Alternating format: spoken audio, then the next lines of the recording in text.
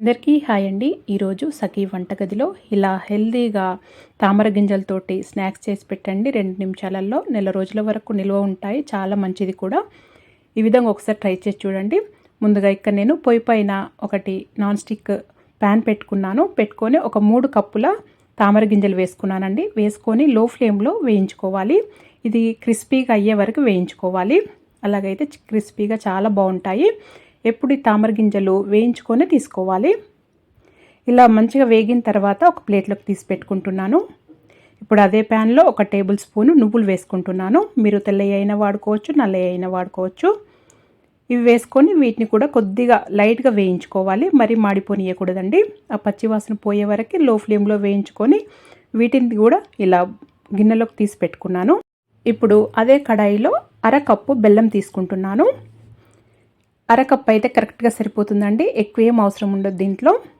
1/2 cup వేసుకొని లో ఫ్లేమ్లో పెట్టుకొని ఈ బెల్లంని ఇలా కలుపుకుంటూ కరిగించుకోవాలి. దీంట్లో నీళ్ళు ఏమీ వేయకూడదండి. ఇలా మంచి కరిగిన తర్వాత ఒక 2 నిమిషాల పాటు ఇలా బెల్లాన్ని ఇలా కరిగించుకుంటూ ఉంటే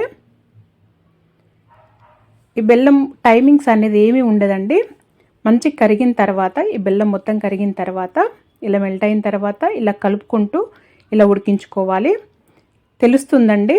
జస్ట్ ఇలా కొద్దిగా చిన్నగా బబుల్స్ లాగా వస్తుంది. ఇలా అయ్యే వరకే సరిపోతుంది. 1-2 నిమిషాలు అయితే సరిపోతుంది. ఇప్పుడు ఇలా అయిన తర్వాత మనం వేయించి పెట్టుకున్న నువ్వులు అలాగే తామర గింజలు వేసుకోవాలి. వేసుకొని లో ఫ్లేమ్లోనే పెట్టుకొని ఆ బెల్లం అంతా ఆ తామర గింజలకి పట్టేటట్టు పైన అంతా కోట్ అయ్యేటట్టు ఇలా కలుపుకుంటూ ఇలా చేసుకోవాలి.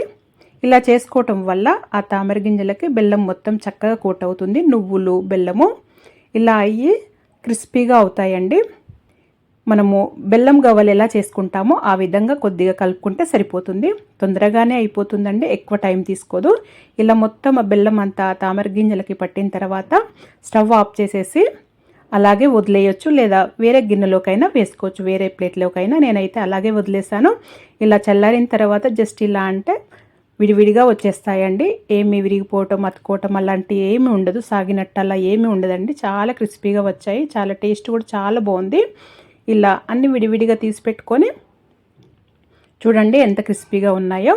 ఇలా క్రిస్పీగా ఉండాలి. ఇలా చేసి పెట్టుకొని ఒక డబ్బాలోకి ఎత్తి పెట్టుకుంటే నెల రోజుల వరకు కూడా ఎప్పుడంటే అప్పుడు కొద్దిగా స్నాక్స్ తినొచ్చు. చాలా బాగుంటాయి, హెల్తీ కూడా. ఈ విధంగా ఒకసారి ట్రై చేసి చూడండి. పిల్లలకు కూడా చాలా నచ్చుతుంది. మరి మీరు కూడా ఒకసారి ఈ విధంగా ట్రై చేసి మీకు ఎలా వచ్చిందో నాకు తెలియచేయండి. మీకు కనుక వీడియో నచ్చినట్టయితే లైక్ చేయండి, షేర్ చేయండి, సబ్స్క్రైబ్ చేసుకోండి. Thank you for watching.